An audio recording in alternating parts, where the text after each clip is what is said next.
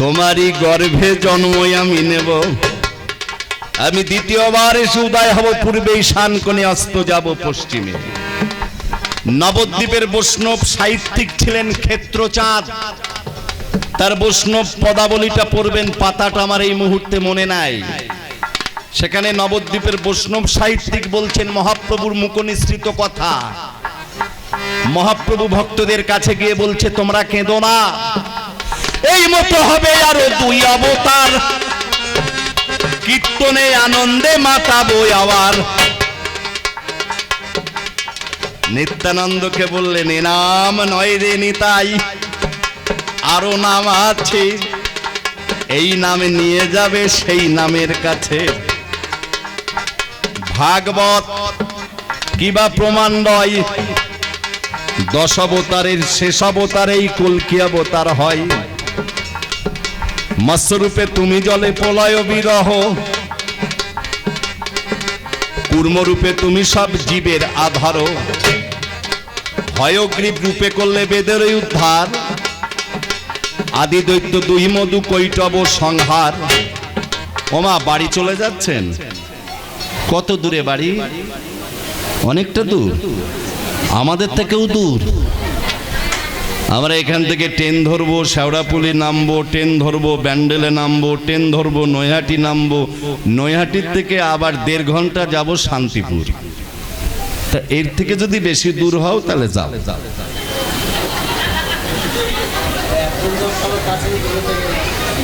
আবার কিছু মনে করে নেজাতে লজ্জা নেই, যাচ্ছে একজন, সঙ্গে নিয়ে যাচ্ছে আরো 2 জন। মানে আমার এই জগদীশ গোস্বামীর মতো একজন ভদ্রলোক, এরে তো বলবো না আমার গুরু ভাই, আমি যা বলি ওর আক্কেলে বলি।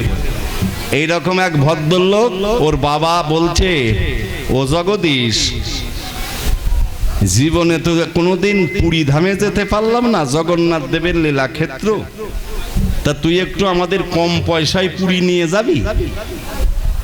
তা বলছে, হ্যাঁ নিয়ে যাব, রথযাত্রার 5 দিন আগে তোমাদের 2 জনকে নিয়ে যাব। তখন পুরী প্যাসেঞ্জার হাওড়া স্টেশন থেকে ছাড়তো, এখন প্যাসেঞ্জার ট্রেনের টিকিট দাম কম, 3 জন যাবে নবদ্বীপ, কেটেছে একটা হাফ টিকিট। হ্যাঁ সত্যি, মায়েরই বলছি, হাফ টিকিট কেটেছে, খালি গাড়ি, তাড়াতাড়ি উঠে পড়েছে। ভিতরে যে লম্বা বেঞ্চ আছে শেষের দিকে, ওইটায় 8-10 জন বসা যায়, ওই বেঞ্চের তলাটা ফাঁকা আছে। ওমা, ও বাবা, সারা রাত তো ট্রেনে থাকতে হবে, সেই সকাল 11টার সময় প্যাসেঞ্জার ট্রেন গিয়ে পুরীতে পৌঁছাবে। তোমরা এক কাজ করো, আস্তে আস্তে গাড়ি ভিড় হয়ে যাবে, ওই বেঞ্চের তলায় ঢুকে 2 জন 2 দিকে পা দিয়ে একদিকে মাথা রেখে 2 জন শুয়ে পড়ো, ঘুমিয়ে পড়ো। বুড়ো আর বুড়ি ওই তলায় ঢুকেছে, একদিকে মাথা দিয়ে, 2 জন 2 দিকে পা দিয়ে টান টান হয়ে শুয়ে পড়েছে। হাওড়া থেকে ছেড়ে যখন গাড়ি খড়গপুরে গেছে, টিটি উঠেছে, সঙ্গে পুলিশ আছে, গাড়ি চেক হচ্ছে, টিকিট টিকিট টিকিট। এখন এই ভদ্রলোকের কাছে এসে টিকিট চেয়েছে, দাদা টিকিট, বের করে দিয়েছে হাফ টিকিট। মুখের দিকে তাকিয়ে বলছে, বয়স কত? তা মানে অনেকদিন আগের কথা তো, বলছে 40-42 বছর হবে। তা 40 বছর বয়সে কি হাফ টিকিট চলে? বলেন কি স্যার, হাফ টিকিট চলে না, আমি যাব, এর সাথে আরো 2 জন চলে। টিটি পুলিশকে বলছে, এই ওকে নামাও, মাথা খারাপ, পাগল। বলছে, স্যার গায়ে হাত দেওয়ার আগে হাফ কাকে বলে বলতে হবে। টিটি বলছে, ভেলা পাগলের পাল্লায় পড়লাম তো, চাকরি করছি, লেখাপড়া শিখেছি, হাফ কাকে বলে জানি না। বলে, আমি তো তাই বলছি, একটু বলেন না। বলছে, এই টানলাম, দাগ উপরে দিলাম, 1 তলায় দিলাম, 2 হয়ে গেল হাফ। বলছে, স্যার তাহলে আমি তো ভুল করিনি, এই বেঞ্চটা মনে করেন দাগ, আমি উপরে বসে আছি, 1 তলায় 2 জন শুয়ে আছে কিনা দেখ। তা হাফ টিকিট কেটে চলে যাচ্ছে, সঙ্গে আরো 2 জন নিয়ে যাচ্ছে। মরম বেদনা পেলাম তোমাদের কথাতে, মরম বেদনা, মরম মরম মরম মরম বেদনা।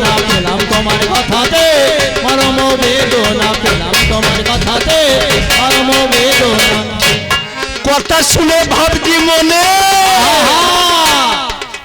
আমি কি পাষাণ ভাঙি মাথাতে মরম বেদনা মরম বেদনা মরম বেদনা পেলাম তোমার কথাতে।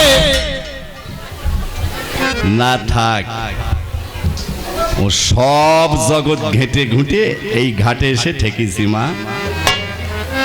যত সব বাঘ পালালো, বিড়াল এলো, শিকার করবে হাতি। ইলেকট্রিকের মান্য গিয়ে জোনাকি জ্বালবে বাতি। লোকটা বাবার কালে বাপ দেখিনি, দেখেছে এক ছোঁড়া। বাবা তারকনাথকে দেখে বলে লঙ্কা বাটা নোরা।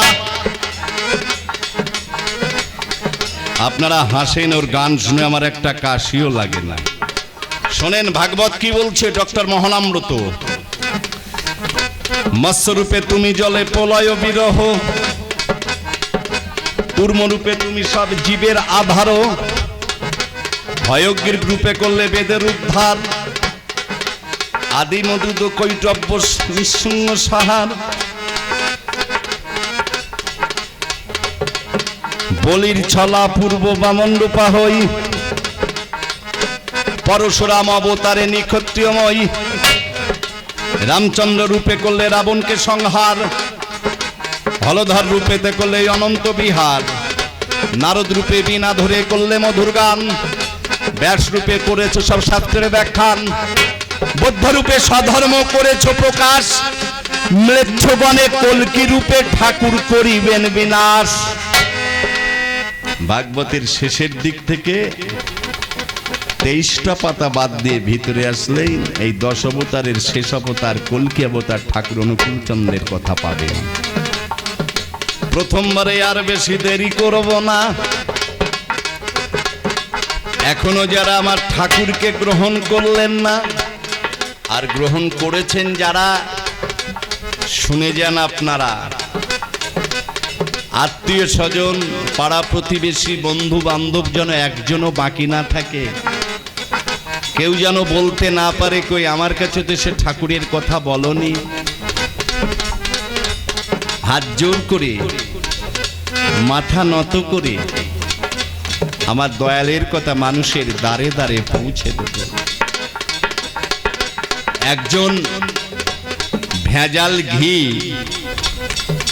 বাড়িতে বাড়িতে গিয়ে খাঁটি ঘি বলে যদি বেঁচে আসতে পারে, তাহলে আমরা খাঁটি ঘিয়ের কথা মানুষের কাছে বলতে পারবো না? যে এর মধ্যে তো কোনো ভেজাল নেই। পুরুষোত্তম আসেন যখন সব গুরুরই সার্থকতা, তাকে ধরলে আসে না গুরু ত্যাগের ঘিন্ন কথা। গুরু থুয়ে গোবিন্দ ভজে, সে পাপী নরকে মজে বলে গেছে আসরে। পুরুষোত্তম যখন ধরার বুকে নেমে আসে, তাকে গ্রহণ করে না যারা, গুরু থুয়ে গোবিন্দ ভজে তারা। বুঝলে? এই পর্যন্ত প্রথমবারে সেরে যেতে চাই। ছোট্ট একটা গান গেয়ে বসে যাব, বাজিয়ে দেওয়া চাই।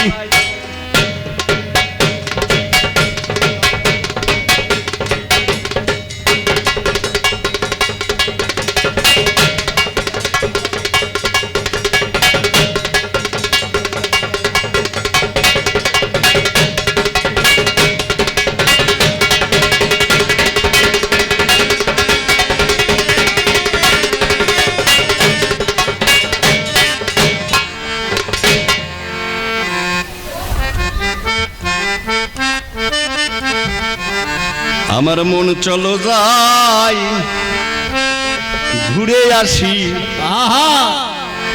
ওমা কোথায় যাবেন ঘুরতে? কোথায় যাবেন? 129তম জন্ম উৎসব সৎসঙ্গ নাম সংকীর্তন হচ্ছে আগামী 28শে আগস্ট। আলোচনা পত্রিকায় দেখবেন তাল নবমী তিথি উৎসব দেওঘরের বুকে। 2রা সেপ্টেম্বর আগমনী উৎসব। সেই তাল নবমী তিথি আবির্ভাব উৎসবে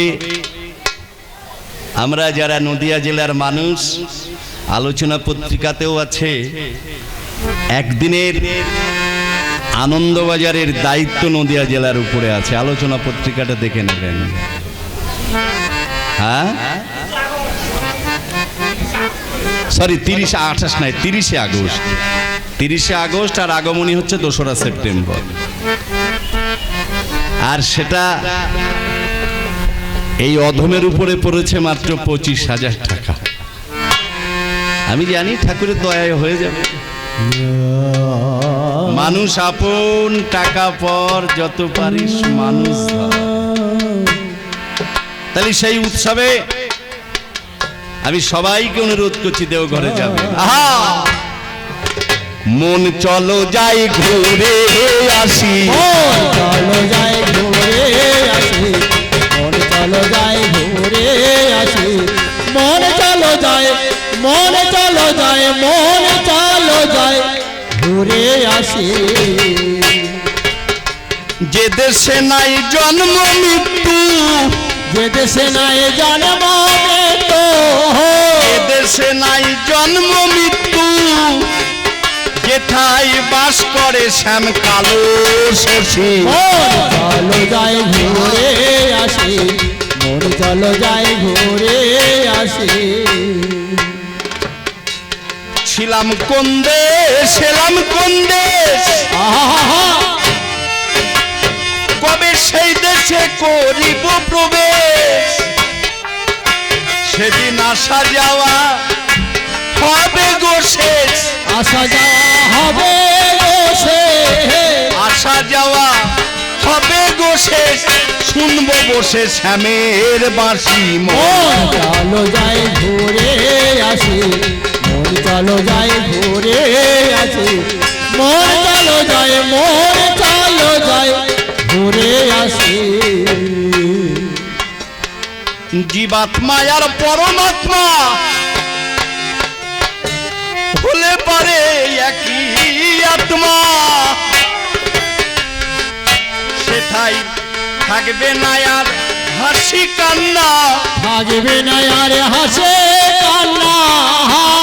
প্রেম সাগরে যাব ভাসি। মন চলো যাই ঘুরে আসি, মন চলো যাই ঘুরে আসি, মন চলো যাই, মন চলো যাই ঘুরে আসি।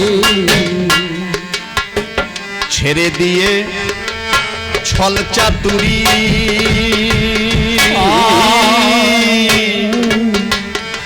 শুধু বদন ভরে বলো হরি।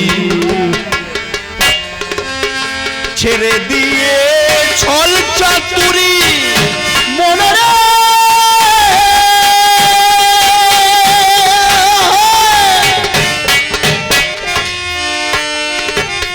মনরে মনরে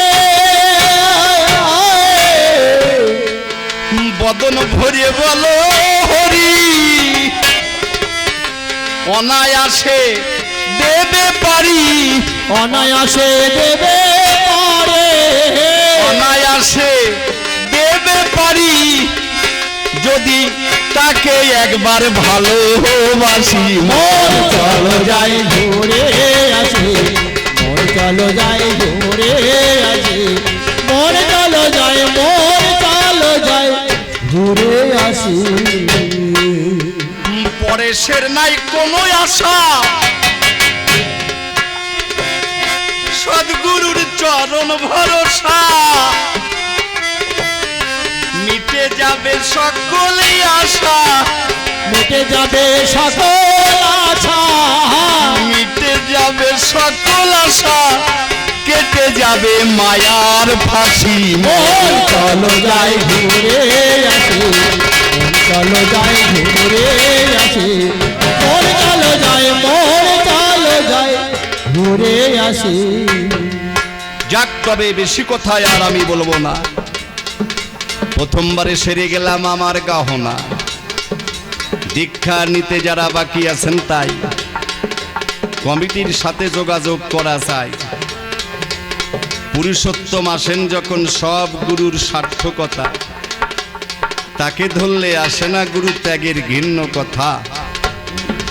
যে যেখানেই দীক্ষা নেন না তবে সদ্গুরুকে গ্রহণ করলে অপরাধ হয় না সবে। ঠাকুর রামকৃষ্ণদেব 4 বার দীক্ষা নিয়েছিল। তার জীবনীটা পড়ে দেখবেন ভালো।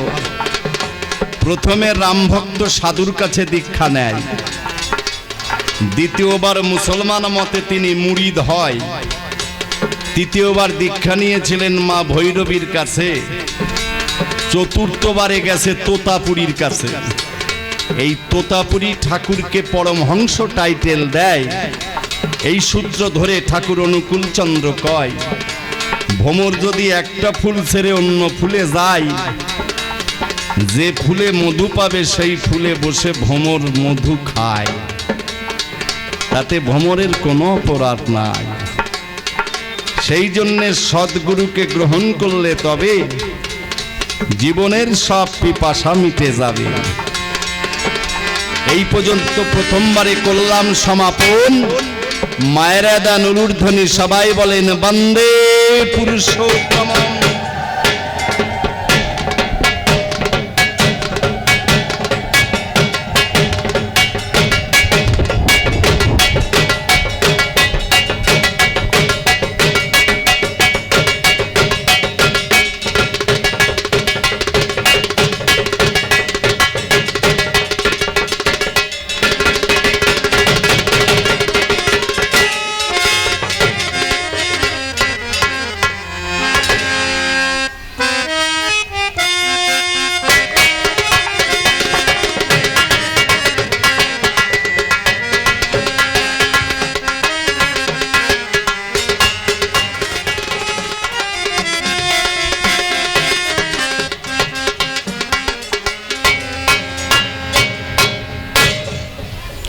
আমি গুরু ভাই ওই প্রশ্ন করেছিলাম, সমাধান দিয়েছে ঠিকই, কিন্তু দুটো কথায় আমি কষ্ট পেয়েছি। একটা কথা বলছে আমি ভেজাল, আবার নাকি আমি হাফ টিকিট করে গেছি। আর সব কিছুই যখন ভেজাল, তা আমি ভেজাল হবো অসুবিধে কোন জায়গায়? মানে একজন মাঘ মাসে শীতের রাত্রে, শীতের দিন নারকেল তেলের একটা বোতল কিনে নিয়ে বাড়ি গেছে। সে তেলের ছাতা জমে না, নারকেল তেল তো শীত পড়লেই জমে যায়। পরের দিন দোকানদারের কাছে গিয়ে বলছে, ভাই তোমার নারকেল তেল ভেজাল, এই তেল তো জমে নাই। কয় না, তেল সঠিক আছে, শীতে ভেজাল হয়ে গেছে। এই জন্য বলছি শীতে ভেজাল হয়ে গেছে, আর অসুবিধা নাই। যাক, একটা গান গাই। আস্তে আস্তে লোক উঠি উঠি করছে কেন? আমরা কি ছেড়ে দেব?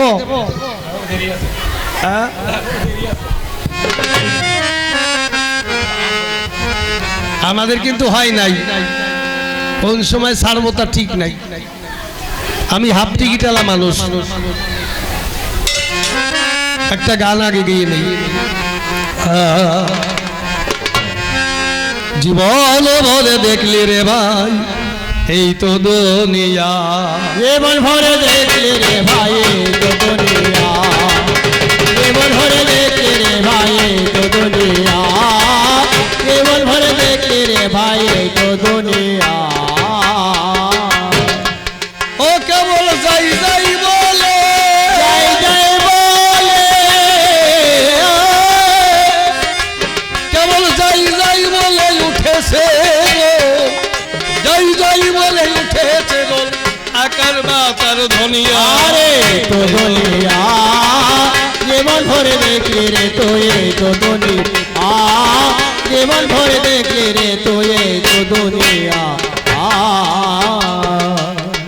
জীবনে বসন্তের সরু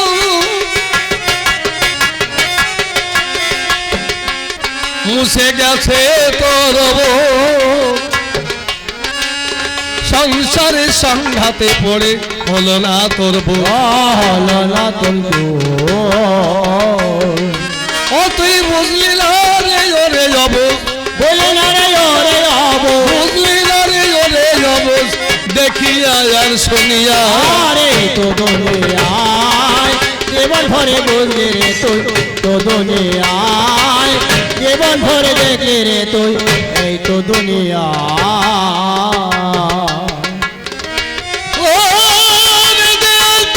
ভঙ্গল কুলা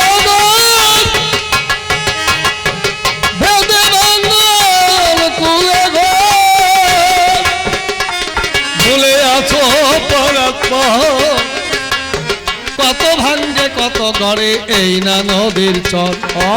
এই না নদীর চর। ও তুমি জড়াই আছো তার ভিতর, জড়াই আছো তার ভিতর, মায়াতে জাল বলিয়া। আরে তো দুনিয়ায় জীবন ভরে দেখলে রে তুই, এই তো দুনিয়ায় জীবন ভরে দেখলে রে তুই, এই তো দুনিয়ায়।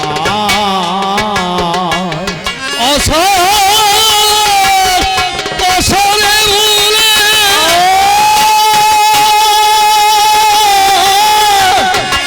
আসল মাসাতর বলে দুয়ার দেওয়া ঘরের কপাট দিলি না খুলে।